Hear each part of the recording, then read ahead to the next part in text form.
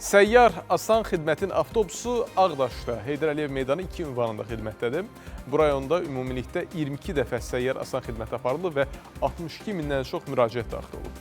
Səyyar göstərilən xidmətlər Ədliyyə Nazirliyi, Daxili İşlər Nazirliyi, Əmək və Əhalinin Sosial Müdafiəsi Nazirliyi yanında Dövlət Sosial Müdafiə Fondu, İqtisadiyyat Nazirliyi yanında Əmlak Məsələləri Dövlət Xidməti tərəfindən təqdim olunur.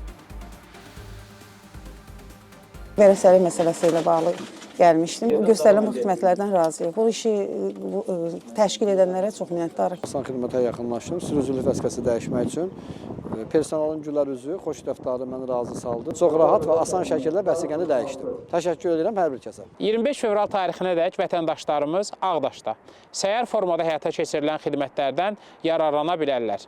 Həmçinin işğaldan azad olunmuş bir sıra ərazilərdə bu ildə səyyar formada xidmətlərin həyata keçirilməsi təmin olunacaqdır. Əsas məqsəd həmin ərazilərdə yaşayan vətəndaşlarımızın dövlət xidmətlərinə əlçatanlığının təmin olunmasıdır.